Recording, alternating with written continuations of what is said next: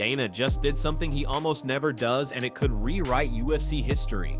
The UFC boss looked at a champion who keeps asking for the hardest version of the job and basically said, fine, prove it again. Meanwhile, one heavyweight king stirred up a classic fight business dilemma by saying he'd refuse the biggest payday of his career if it meant hurting a friend. Another former champ accidentally let his inside voice run wild on a live stream. And somewhere between all that chaos, Islam walked into a gym, met a legit giant, and reminded everyone that even the scariest man at 55 can still crack up laughing. Buckle up, this one moves fast. If you followed this sport long enough, you know Dana White doesn't change his mind often, but even he admits it. Merab grew on him. After months of pressure cooker defenses and a calendar stuff like weigh-in week, Dana's tone flipped from skeptical to warm. The reason is simple. Merab asked for the grind and then lived in it. He became the first fighter under 70 pounds to defend his belt 3 times in a single year, and he did it by shutting down elite contenders in ways that erased doubt mid-round. Dana called the mentality impressive, and for a guy who judges by action, not speeches, that's about as high as praise gets. Here's how fast it moved. After UFC 3020, Merab didn't float on victory glow. He marched right into the office and made a pitch no champion makes unless he's built for pressure. One more defense this year to break a record. Dana heard it went public, and we all got the live moment buzz that sells pay-per-views. Merab's chasing a 4th defense before the calendar runs out. He's rolling on a 14-fight win streak and creeping up the all-time list that used to feel untouchable. Trust me, if you want Dana's attention, you don't ask for softer fights. You ask to turn the schedule into a mountain and then run it like stairs. Circle the date, December 6, 2025, T-Mobile Arena, Las Vegas. UFC 3023 is set, and the main event is a rematch with real bite Merab versus Petr Yan 2. The stakes are clean and brutal. Win here, and Merab becomes the first UFC fighter to defend a title 4 times in a single year. You can argue era and opposition all day long, but 4 defenses in 12 months is the kind of math that ends debates.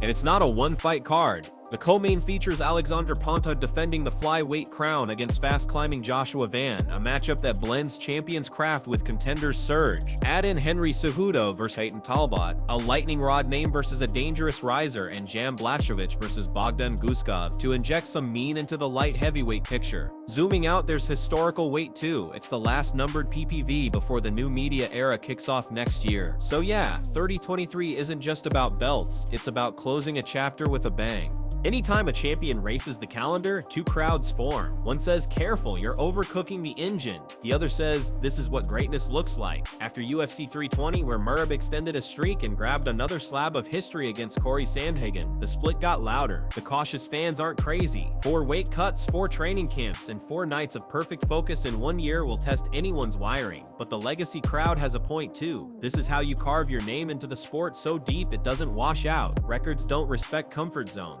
They respect risk. And for Merab, this isn't just activity, it's escalation. Sandhagen isn't a tune-up. Yan isn't a soft rematch. There's no filler here, no padded layups. If he gets it done again in December, the argument shifts from, do you respect it, to where do you rank it? That's the whole play. Make the bar so high that even the haters have to Google historical precedent. Now let's mess with the pressure a little more. There's a growing chorus that says if there's a man built to crack Merab's machine, it's Umar Nurmagomedov. Even the people who love Merab's gas tank and control admit Umar's timing and range management are a different kind of puzzle. Imagine the path. Merab sets the record in December, Umar wins in style, and suddenly we're arguing about footwork in a matchup that sells itself. Georgia versus Dagestan. That's not just a title defense, that's a chapter in a rivalry that keeps MMA talk alive in group chats until 3 a.m. But division management matters. Aljamain Sterling, who knows the terrain better than most, has argued Umar should stack at least 1 more quality win before getting the next crack, just to keep the bracket from jamming and make sure merit matches heat. It's not a diss, it's a pacing call. Let the lane clear, then throw gasoline on it. That way when we do get Merab Umar, there's no asterisk, no yeah buts, just pressure at altitude and a belt that could change hands on a single scramble. While 3023 was heating up, Henry Cejudo stepped into a different kind of spotlight. On Quentin Rampage Jackson's live stream, Henry tossed out a comment he probably thought was off camera. It wasn't. Rampage told him, "We're live," and Henry realized in real time that he'd just given the internet a gift. It loves a little too much. Clips flew around. Fans debated whether it was a bad joke or just bad timing, and the moment turned into a mini lesson that applies to every fighter, every podcast, every mic. Always assume the red light is on. Context matters with Cejudo. He's outspoken, tactical with headlines, and knows how to turn a sentence into a storyline. But this wasn't one of those calculated moments, it was a slip. The good news? MMA has a short memory when the fighting's good, if he shows up for Talbot with focus and bite. This becomes a footnote. If not, it becomes a segment in every pre-fight package. The sport forgives, but only if you keep winning or keep delivering. Now let's talk about the quote that made matchmakers spit out their coffee. Tom Aspinall, interim heavyweight king technician with the hands of a heavyweight and the footwork of a middleweight, said he wouldn't fight close friend and teammate Ante Delija, not even for the title. He'd vacate first and let his guy have his time. On a human level, that's loyalty you don't just talk about, you live it. On a business level, it's exactly the kind of sentence that drives Dana up a wall. He said it for years, this is a business, not a family reunion. The calendar can't stop because two contenders share a locker room. Aspinall's stance sparked instant debate. Some fans loved it. Finally, someone who values people over paydays. Others said, how are we supposed to get clarity if the champ won't fight the rightful contender? Max Holloway, ever the realist, offered the counter ethic. We punch each other for free in the gym. If the lights are on and the money's real, we can throw down, hug it out, and grab dinner after. That's harsh to hear, but it's TV truth.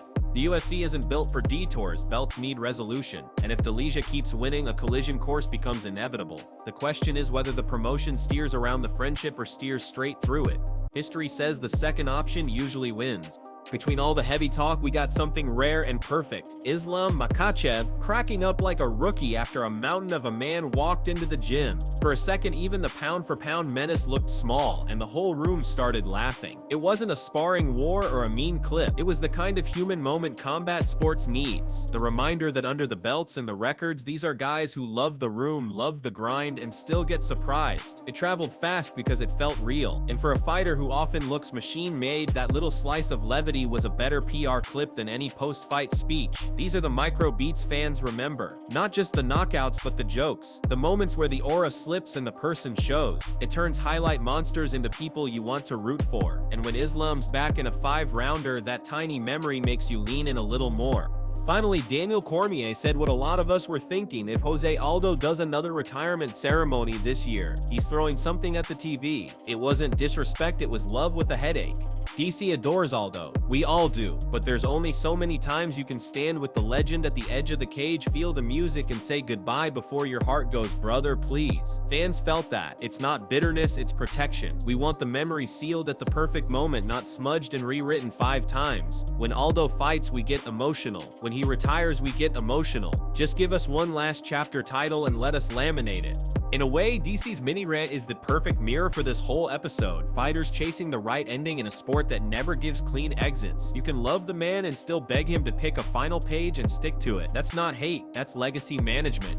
Here's where everything lands. On December 6th, Merab tries to do something you can't fake. 4 defenses in 12 months. You can be loud on the mic, you can be clever on social. None of that moves the needle like history. If he beats Yan again, the conversation ends with a period, not a question mark. The resume turns into a museum piece, and the next name, maybe Umar, maybe not, gets measured against a standard most champs never touch.